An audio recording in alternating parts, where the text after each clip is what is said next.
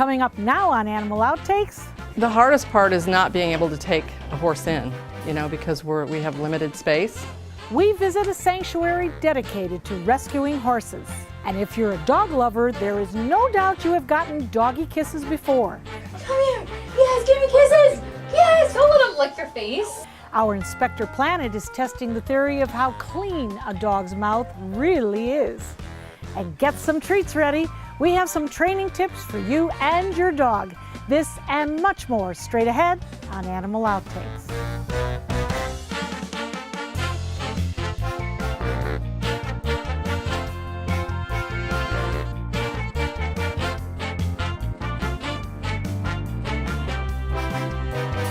I've always believed you can see inside the soul of an animal when you look into their eyes. And that's especially true when it comes to horses. And the ones we met at 16 Hands Horse Sanctuary in Ona, Florida, had quite a story to tell us with their eyes.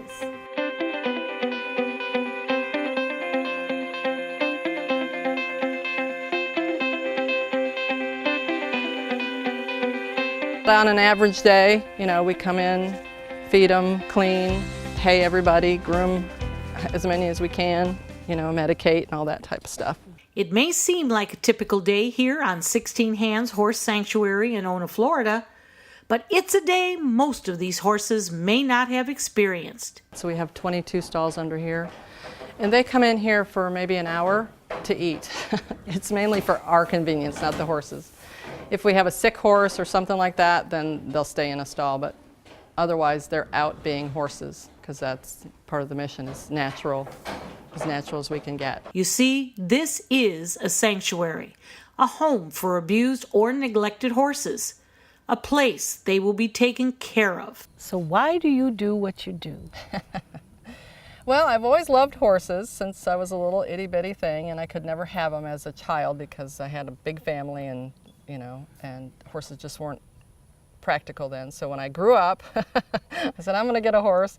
And I got one horse, and then I had to get two horses, and then people saw that I had horses and said, can you take this horse and can you take that horse? And it takes them about 4 to 7 days to learn a pattern, good or bad.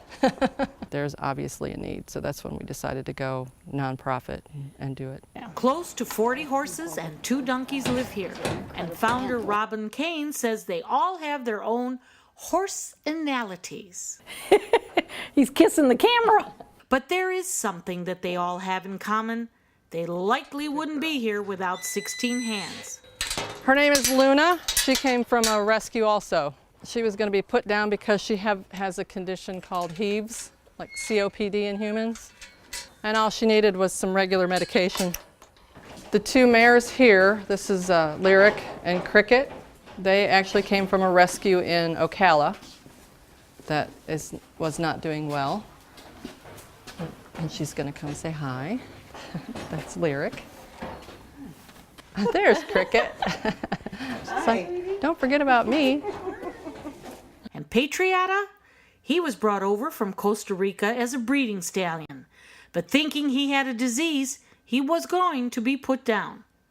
Until he was rescued. And now, Patriata is 18 years old. Turns out he has what's called Wobbler's syndrome, which is a malformation of his cervical vertebrae in his neck. So he basically doesn't really have good control of his back end. Now, was that genetic, or was that? It can be genetic. It can also be by feeding them too quickly to make them grow quick, because this is a slow-growing horse. He's Andalusian Pasifino cross. They call it an Ibero-American. And it could also be because they flipped him over backwards when they were trying to train him. So it could be, a traumatic injury, or it could be genetic. Could be, yeah. We don't know. So he has that issue, and you could literally go push him backwards and he'd fall down because he has no control. He can go forward like a freight train, all right? So he's still a horse, but he's happy, and he's got a herd of 3 other horses that he pushes around if he can. And sometimes he falls down because he loses his balance, but he's usually pretty pretty cool about it. He'll eat grass or whatever while he's down there. Like, I meant to do that. I just wanted to lay down while I was eating grass, you know, or roll or whatever. So he's pretty classy about it. And that's the inherent pride that these horses have. Yeah, yeah. So they all, you know, they all have value. He's never been ridden. He's probably very happy he's never been ridden, you know. He's just happy being a horse. You know, one of the things that we stress at Animal Outtakes is to do your research. Everybody thinks a horse is just romantic. It's magical, it's mystical. How hard is it to keep a horse going? Well, they're not like a dog or cat, you know, they don't live in the house with you. So you need acreage. You need knowledge on their behavior and what they need to eat. You need, you know, professionals to take care of them, their teeth, their feet, that kind of thing. So it's a whole gamut of different things that you wouldn't think of. You don't just put them out in a pasture, especially in Florida. The grass in Florida is not that great. So they need specialized care. The hardest part is not being able to take a horse in, you know, because we have limited space. So I can't take them all. You know, I have to be very cognizant of the fact that I have to take the most critical, the ones that are gonna die if I don't take them. And if I can't take them, I try to, you know, reach out to other people and say, can you do this? But that's probably the hardest part. Would you say that, at least here in Florida, that this is a pervasive problem, people not being able to take care of these horses and then having to seek somebody like yourself out? I would say it's a big problem because people don't base their decisions in reality, and the average attention span of a human is not that great. So it's like, oh, this isn't fun anymore, and I really don't want to spend the money doing it. And then it just goes downhill from there, and the horse suffers. That's a big part of it. I'm not going to say that's the only part of it. I mean, a lot of people do care about their horses, and they just fall into a bad situation where, you know, a health issue or a death in the family or something like that. So if somebody is considering buying a horse, and you know, when we're all children, we all want a horse. We all want the pony, right? Absolutely. What is the criteria that we should be looking at, our mental list of, can we do this, can we do this, can we afford this? Right. And then go buy the horse. Well, you have to have the funds, as in the money, right? So you should be aware of what it costs. So you should do the research on what it costs to keep a horse, like say for a year. And it depends on the horse, and as the horse gets older, it could get more expensive. So your average cost, let's say, for a 2-year-old horse? Probably a couple $1,000s a year. That's without medical. Owning an animal, especially a horse, is no doubt a huge commitment and responsibility. But lucky for these horses, they now have a home and the chance to be a horse. A lot of people say how peaceful they are and how stress-free they are, so I hope that that's an indication that we're doing it the right way. And I think that's the only barometer that you can use is the horse, right? How they're behaving and how they're feeling and thinking and acting. Sanctuaries like 16 Hands rely on the help of volunteers and donors. Check out the sanctuaries in your area and help out if you can. And believe me, you'll see how appreciative those animals in need are. All you have to do is look into their eyes. You've likely heard the saying before, a dog's mouth is cleaner than your own. But is it true? Dr. Tracy puts this theory to the test.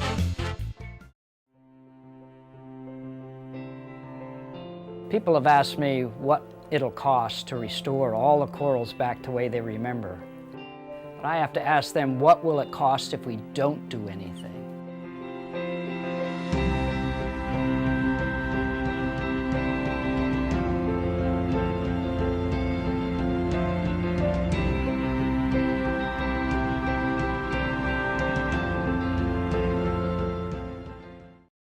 Every dog deserves a lifelong loving home.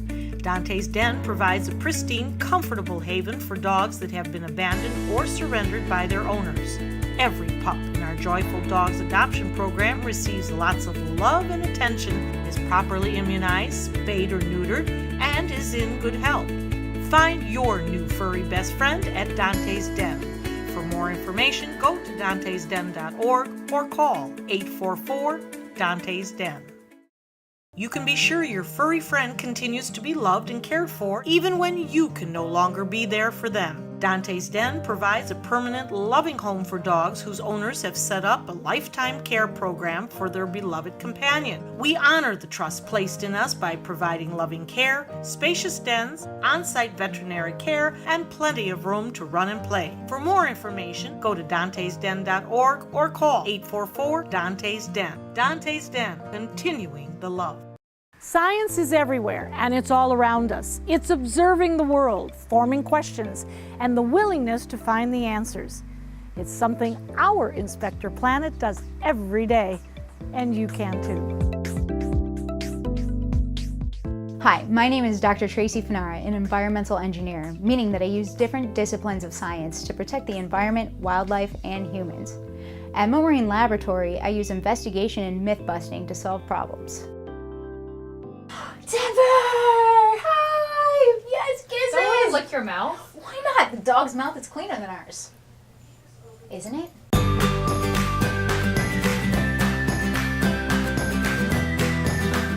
A dog's mouth. They eat, drink, and clean themselves with it. And when you think how a dog can actually cool themselves off through their mouths by panting, a dog's mouth is pretty cool. But is it clean? It's a theory we've all heard, but let's put it to the test. Denver, we are going to test how clean your mouth is. Am I right or is Devin right?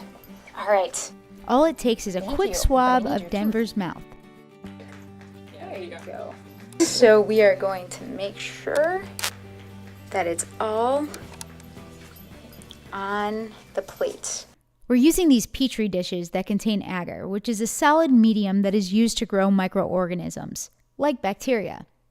Before each sample, we will spray the swab with filtered water. The filtered water and swab we will use for our control. So this one we're going to use as the control, meaning that we're not going to do anything to it. We're going to use some filtered water on our Q-tip, and that's all that's going to go on this. So we have something to compare the other samples to. So next we have to see how disgusting my mouth is. Good thing I brushed my teeth today. So first we rinse this with filtered water.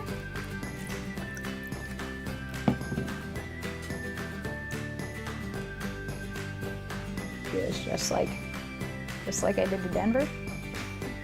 Roll around the teeth and then roll around the plate, making sure we get all the bacteria that is in my mouth. That's gonna be kind of scary. I doubt anybody's gonna want to kiss me after this. Come on, we're not just going to test Denver and myself. Let's test some other common items too. Might as well. My mom always told me never to put my hand in a toilet bowl. She's not gonna be very happy when she sees this. So we're gonna go in a star-like pattern to make sure that any bacteria is all over. All right, now we are going to test a dog drinking water bowl. See if it's actually cleaner than a toilet bowl. We're gonna wet it, then we're gonna rub it. So next, label and close up the petri dishes. Now we're going to protect our samples in here and bring them down to the incubator, which is between 75 and 100 degrees, the perfect temperature for bacteria to grow. We're going to come back in 3 days and see our results.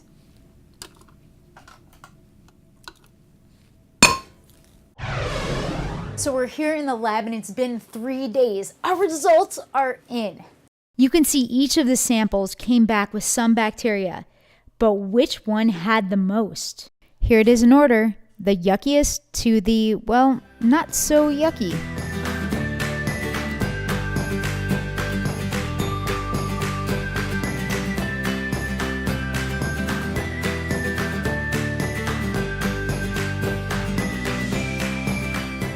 Apparently, my mouth isn't crystal clean.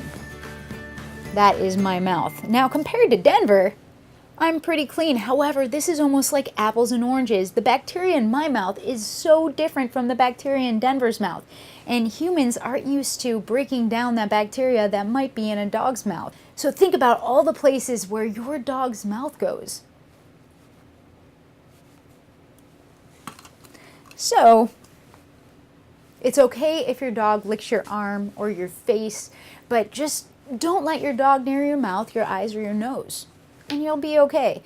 Now, a lot of times we tell our dogs not to lick the toilet bowl, and well, now we see why. Kids, don't lick the toilet bowl. But, oh gosh, that even smells. It smells bad.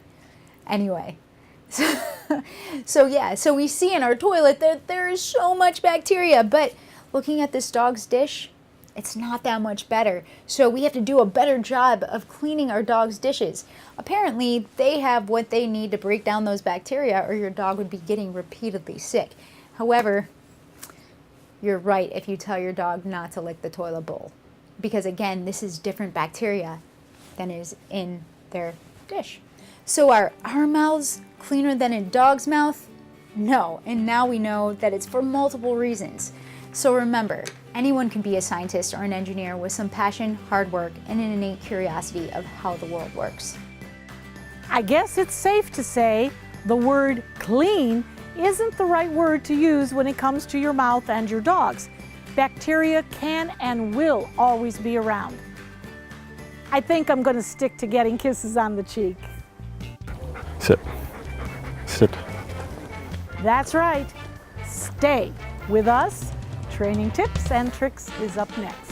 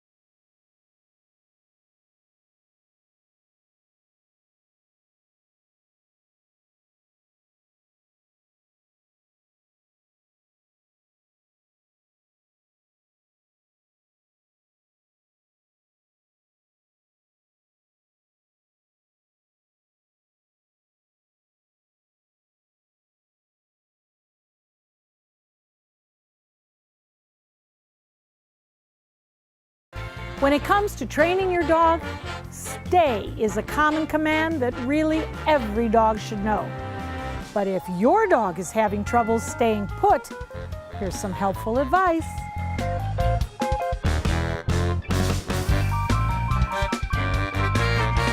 Jesse, any responsible pet owner is always worried about their safety. I happen to be a paranoid mother. So we've talked about come, and that's so very important, but equally as important, stay. How do we get that accomplished? So all of our commands that we give, if you're with your dog, we include a stay. But then we also teach a dog how to stop in an emergency, right? So if I tell you to come, and now there's a car coming and I need you to stop, I can have you sit or down or whatever and you stay there. The biggest thing with stay is showing them that that's the only thing that works. So if I ask you to sit or I ask you to stay, a lot of people use the stay command. If I say stay and you get up and I make you go back, and every time you do, it's easier to stay there, that's how they learn it. Right? So it's the clarity in the command that you're giving. So I understand how to sit, I understand how to down, I know how to do it in motion, and I understand that if I get up, I have to go back. Because dogs want to do whatever's easier, so we use that to our advantage. If it's easier to stay there, that's what I'm going to do. Sit. Sit.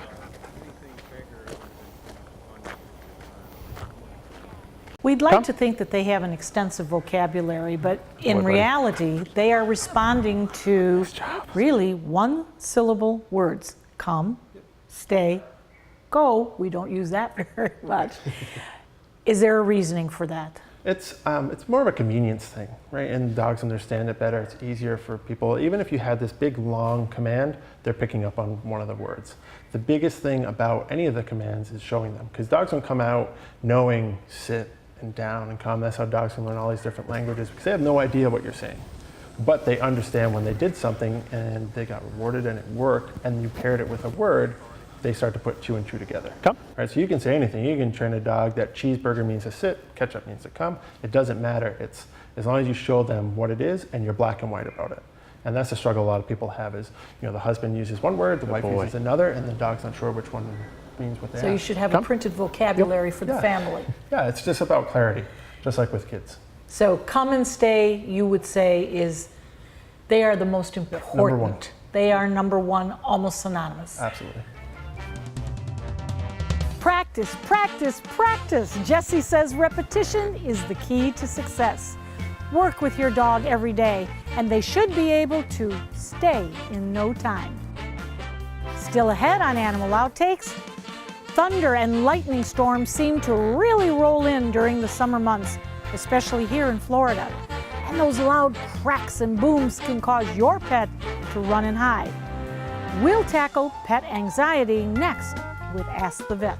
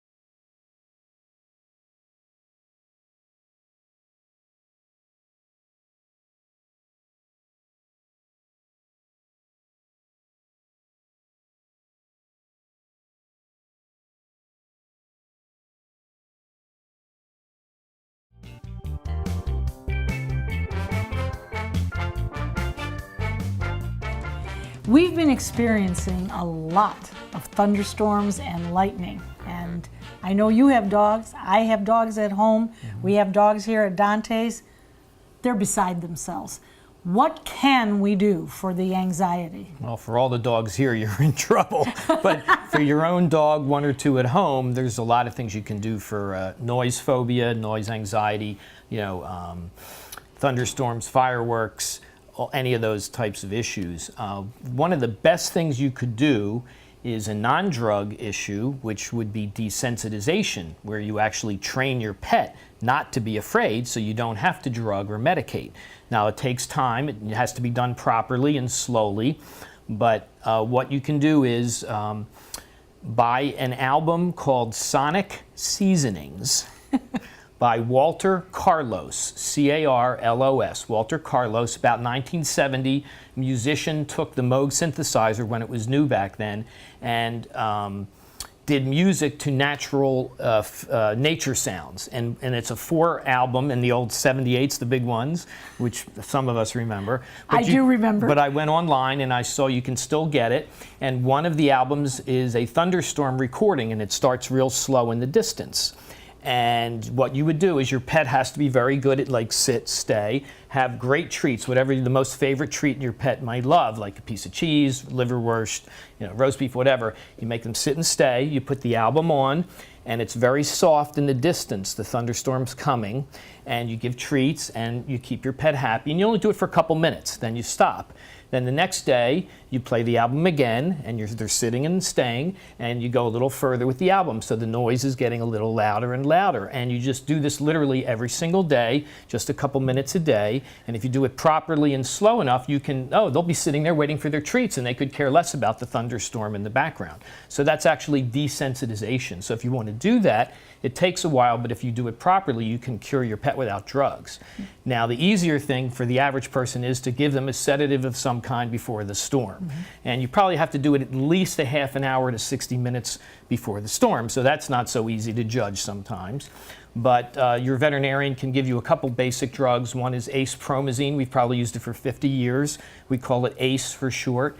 And it's a very safe standard sedative. You give it to your pet 30 to 60 minutes ahead. It helps them relax. There's a new drug that's actually marketed for this. It's new. It's only been out a few years, called Cilio or dexmedetomidine. It's got a long, funny name. I even have trouble saying it. But it's a sedative we use injectably for like anesthesia. But they put it in a gel in a tube, and you put it in the cheek pouch. And it's a little, or you measure it with the way it comes, and you put it in the cheek pouch. You're not supposed to swallow it. It absorbs through the mucous membranes, and it's a good sedative for this issue. People do use like Valium and Xanax. You have to get dosages, of course, from your veterinarian. Some people will try even simple, like over-the-counter things like valerian root.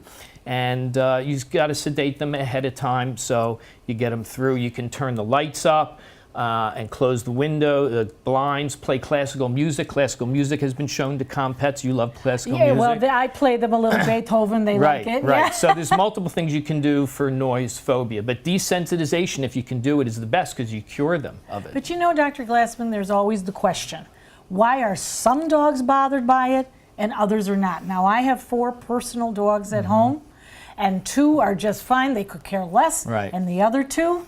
Yeah, I don't know why some are sensitive and some aren't. It's probably just basic behavior, basic inherent, their nature. I don't know why some specifically are and some aren't. So the idea is we turn up the lights and we play a little Beethoven and we hope for the best. Have a drink yourself. We hope you've had fun and learned a thing or two along the way. We'll be back here again next week with even more animals and some wild adventures. Until then, thanks for watching. All right, what are we doing now? Nice, yay! Yep. Just get that hole. Like 2 more seconds. Yeah, okay. My mom always told me never to put my hand in a toilet bowl. It's not gonna be very happy when she sees this. Out. So tell him out, and he'll let go. Out. No, when you're holding. Okay, that's good. You're lucky I can do this in one take because I'm melting. Okay.